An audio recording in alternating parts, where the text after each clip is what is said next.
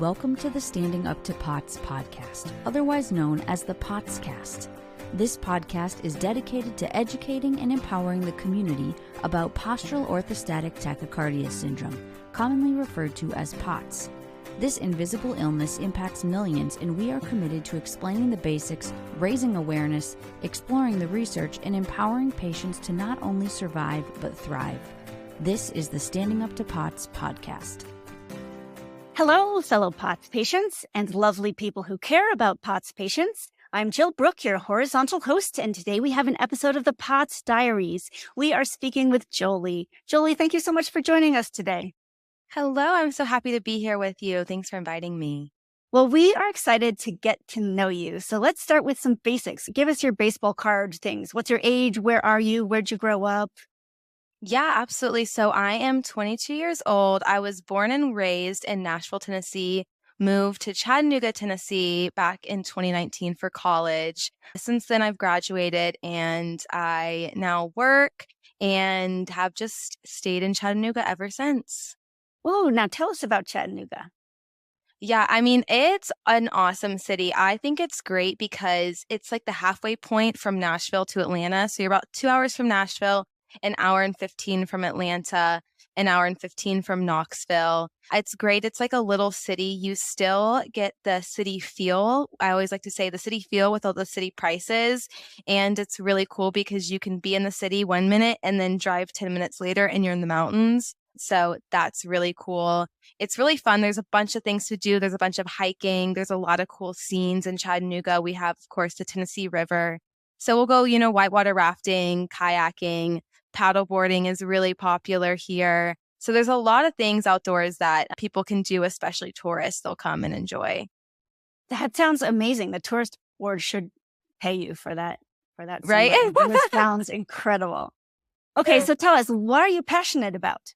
Well, I would say I'm really passionate about mental health, just personally as someone who has really bad anxiety, just using my platform to be an advocate to, it's okay to not be okay. It sounds very cliche, but it's the truth. And I think the more people who are just open about it, the more awareness it's going to bring. And I'd say, yeah, that's my passion at the moment. Oh, that's fantastic. Okay. And what would your friends or family say is your personality? I think they would say that I am outgoing. Some people would say I'm a little sassy. I don't know. But I would say I'm also like an introvert extrovert. My parents always say 3 days into a trip, I need to have my me time to recharge those batteries. But yeah, I'd say I love to meet new people. I love to talk, try to be inclusive and friendly to anyone I meet. But yeah, I think my parents and friends would say I'm just a silly girl. Okay. And if we were going to force you to brag about yourself, what are you good at? Oh, gosh. I don't know. I would say I've recently gotten, in the last 2 years, really good at cooking. It was not something I have been good at, but I had a roommate who really taught me how to cook. So I would say I cook almost every meal and it's fun. It's like my time to decompress and relax. I'll just pop on some Netflix or Hulu and I'll cook and it's fun. I like to make new things. How neat. So what's the best meal you've ever cooked?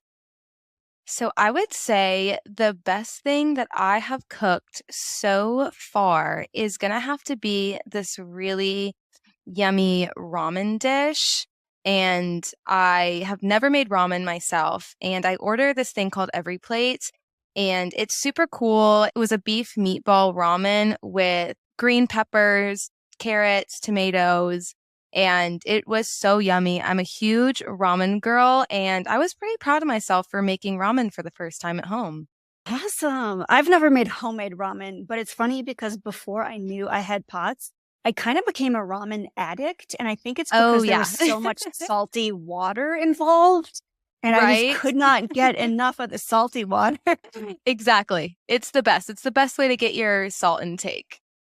That's funny. So probably half our audience is now really hungry, and half of our audience is now nauseous because they right. So anyway, sorry everybody. Okay, can you give us a snapshot of what your life looked like? Maybe in your year leading up to when POTS hit, Like, what were you doing? What did your life look like? Yeah, I would say that my whole life, I was a pretty healthy person, super active. I cheered, played soccer, ran track, did a bunch of that stuff in college. I was involved in something called Greek show, and that's like a whole dance competition. And that was something that I just absolutely enjoyed, loved doing. And now I just do not think I could do that now, which is a little sad, but I would definitely say I was able to be a lot more active before I had POTS. So, what was your first sign that something was wrong?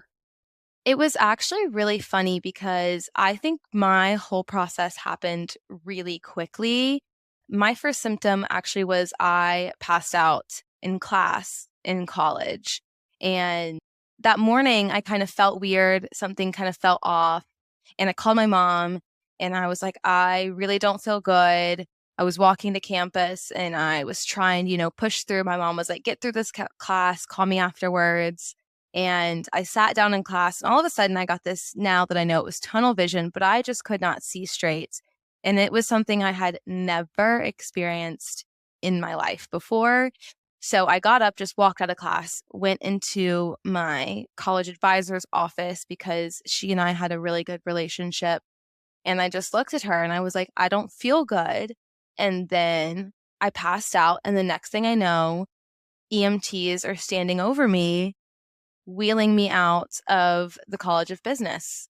And I was just like, what is happening right now? Yeah, okay. And so, did they figure it out fast, or what did you think was going on at first? Yeah. So my mom, she's an anesthesiologist. So she immediately went to all of her friends and were asking, like, these are her symptoms. What do you think's going on? I had no idea what was going on because I hadn't felt sick prior. I was like, maybe I have the flu, maybe I have food poisoning, strep, I don't know. And then my mom was like, have you heard about POTS? And I just said, I have no clue what that is. I don't know what that stands for. Are you talking about pots and pans?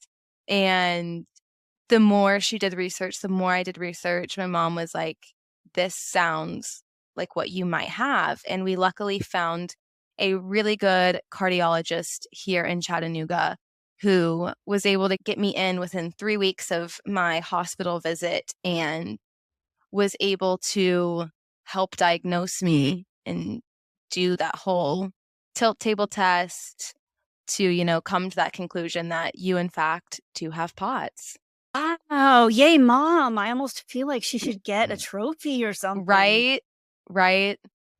Crazy. Oh, okay. So you never had to go through the whole wondering if it was in your head. You didn't have to go through that kind Yeah, of thing? I thankfully really didn't have to go through that with doctors. I think it was more of an internalization at first when, it's a process of elimination. It's not this, it's not that. But the doctors clearly were like, there's something wrong. But in my head, I was like, maybe I was like overplaying this, I'm fine. I felt fine because it was just like a one-time thing. And I'm like, we're spending a lot of money when I'm good now. It just seemed like maybe it was just like a weird fluke.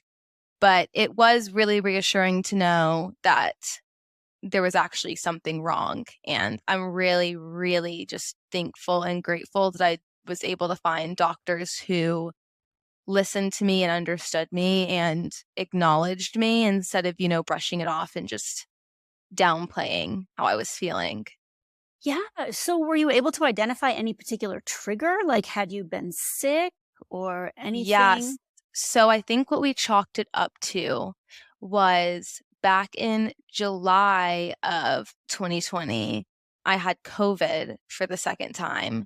And my cardiologist had mentioned, there have been numerous studies that are starting to come out where, it's a condition that people develop after having COVID, especially in young, healthy women. And that's really just what she believes is kind of where it all stemmed from. Okay.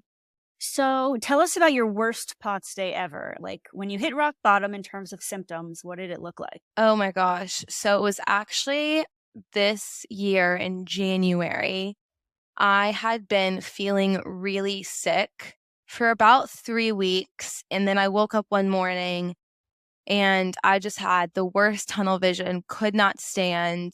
I just could not think straight. And I asked my boyfriend, I was like, can you please just drive me to the urgent care because I just don't know that I can drive. I get to urgent care, wait an hour. They see me. My heart rate is like 215. And they're Oof. like, we can't help you. You have to go to the ER. And I was like, oh. And so then we get back in the car, go to the ER. Meanwhile, I am throwing up. I have such shortness of breath. Your hands are starting to tense up. You're starting to have a lack of oxygen going to your brain. And thankfully, they saw I was in such bad condition. I didn't have to wait in the ER and they put me right back. And I spent 4 days in the hospital for levels at almost of 0 for phosphate, magnesium, calcium, electrolytes. And it was because for the last 6 months, I had been chronically throwing up just about everything. And it was because of all of the medication that I was taking. They think my body just couldn't handle it and I became immunosuppressed. And they think I just developed some virus and it just hit me at the perfect time and I just couldn't fight it off. Oh my goodness, that sounds so miserable. Yeah, it was not a fun week. So, goodness. So, how much progress have you made from that point? I would say I have made so much progress. Yay. My cardiologist, my parents, and I, we all kind of came to an agreement to completely wean me off of all medication that I was taking, not just POTS related, and kind of reassess and reevaluate because obviously there was some sort of disconnect. I'd been really sick for months on a bunch of different types of medication, and we took that medication route, and now we're taking a more holistic approach, and it's going very well so far. I still have my bad days, but for the most part, I've been doing a lot better from where I started when I was first diagnosed of, passing out at least once a week to, being able to keep it under control. And I think a lot of it comes with just learning about POTS and kind of knowing what you have to do in order to stay healthy. Wow, that's great. Do you mind talking a little bit more about what you mean when you say a holistic approach that's working better for you now? Like what kinds of stuff do you do? Yeah, absolutely. So for me, it's more of taking, I'm sure you know what LMNT is, but, drinking at least 3 of those a day has been super crucial. And a lot of isometric workouts has been super impactful and super helpful in terms of keeping that blood flowing in my body. And then I start my morning because if you do some research, you'll notice that there's a lot of GI related issues with POTS. And I do a lot of like L-glutamine, lemon water, clean eating. It's a lot about what you're putting into your body. So that has also really helped and changed my health as well. Can But I yeah, ask you to talk a little bit more about your isometric exercises? Now, I seem to recall isometric is the kind of exercise where you're not moving, right? Like you're activating correct. muscles, but you're not actually moving your body. Can you talk more about what you do and how it helps you? Yeah, absolutely. I used to be really big into like weightlifting and running on the treadmill, and now I can't do all that stuff. So, you really have to resort to a different route of exercise. So, you can go on YouTube and look up isometric workout routines, or there are even some, specific to POTS, which are super great. And a lot of it is, you're either sitting on a chair or you're sitting on the ground doing leg exercises, lifting your legs up and down, just still getting that range of motion without having to feel like you need to do that cardio, which you're still getting that workout, you're still building those muscles, you're still burning those calories, but in a way where you're not having to do jumping jacks or you're not having to do sprints, if that makes sense. Yeah. So at any time, did you ever try the Levine protocol? Because this sounds quite different from that also. And so did you just try this first and it worked for you? Or did you Yeah, try the Levine? Because a lot of people fail the Levine protocol. And I think that sometimes we don't always have good answers for them. Yeah, I never tried the Levine. I just went with this one at first and it just worked out for me. So that's just kind of what I stuck to, I guess you could say. And again, it is different for every single person, but it's worked out for me and I'm just super grateful for it. Wow, that's fantastic. Okay, so like how functional are you now? What's a good day and what's a bad day for you now? Yeah, I would say a good day is where, every morning I always have to set my alarm a little early just so I can, lay in bed for a minute, then sit up for a minute, and then, get on moving. But I'd say a good day is where my heart rate doesn't get above like 180 and steps will always be hard, especially at work. They're just going to be hard. I always say it's a good day if I can get up a flight of stairs without having to stop. That's when I know I'm like, you did it, girl. And then a bad day is you can kind of feel it when you first wake up, whether or not you're going to have a good day, but it's that brain fog. Sometimes I will get the worst brain fog and it's like a short-term memory loss. It feels like you just kind of forget everything or you forget just the most basic things, basic information, names of things, and you're just sitting there beating yourself up because you're like, I know this, but it's so hard some days. And that's when you kind of have to just give yourself some grace. I thankfully only have to go in the office 2 days a week. So I do get to spend the rest of my days sitting at home, sitting in a chair. I have a little pedal cycle situation that helps keep my legs moving while I'm sitting. And I found that to be really helpful as well. Oh, fantastic. So what helps you cope with all this? Oh, that's a good question.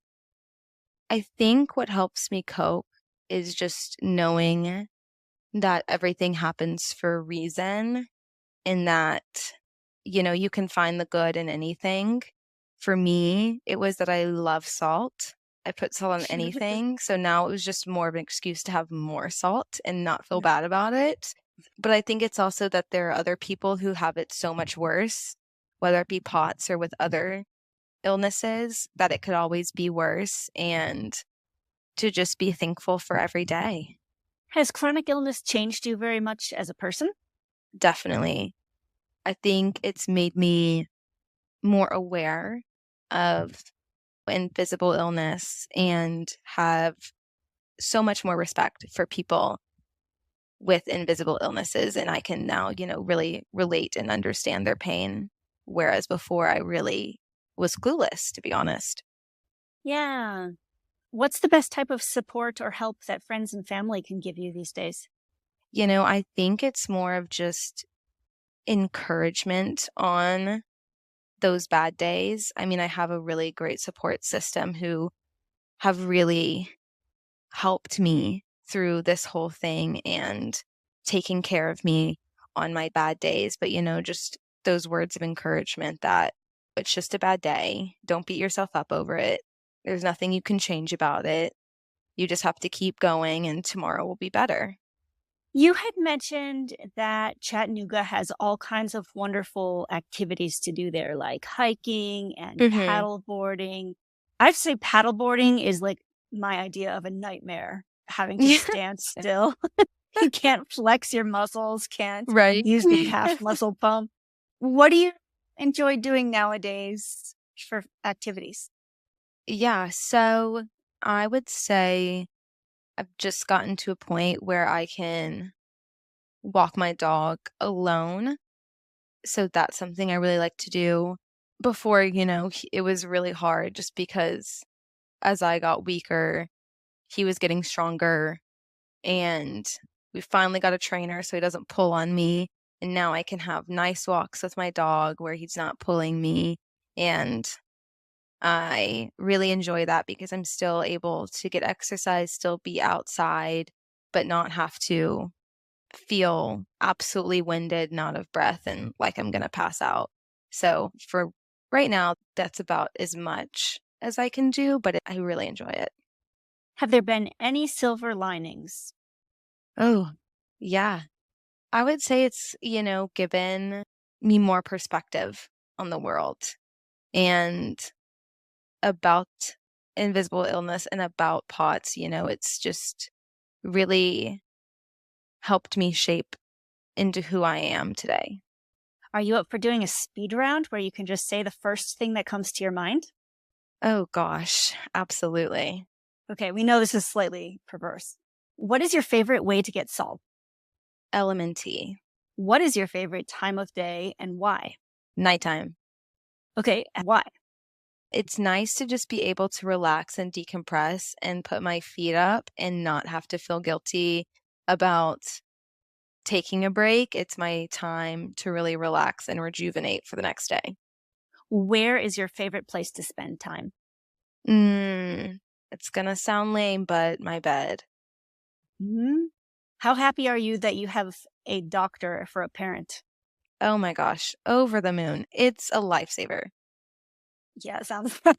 What is one word that describes what it's like living with a chronic illness? Tiring. What is some good advice you've tried to live by? Carpe diem, live life to the fullest. What is something small or inexpensive that brings you comfort or joy? I would say my dog.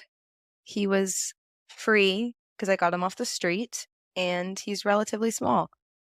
Who is someone you admire? My mom. Why? She is just such an amazing role model and has been my biggest advocate through this whole process. And she also has had numerous health issues in her time, and just seeing how she handled them is really just kind of shown me how I should handle this. And it's been my biggest motivation to, just keep going and lead by her example, because if she can do anything, then so can I. Oh, great. Okay, what is something that you're proud of? I would say being able to still finish college after being diagnosed with POTS. What is the toughest thing about POTS? But not being able to do everything other people my age can do. What is an activity that you can enjoy even when you're feeling really potsy? I'll go sit out back in our backyard with my dog and I'll throw the ball to him because it's still, getting that fresh air, and I'm moving my arms. Do you have any hacks that help you fall asleep? Definitely magnesium. It's super good for you and it's really great in terms of helping you sleep. And I always like to count down from 100. I promise you it works every time. Nice. Okay, do you have any hacks to get energy when you need it? I would say I'm not a big caffeine person. I would say, I don't know, there's something about LMNT that will get you fired up. So I'll say that, LMNT. Okay. What is a gift that you would have sent to every Potsy on the planet if you had infinite funds?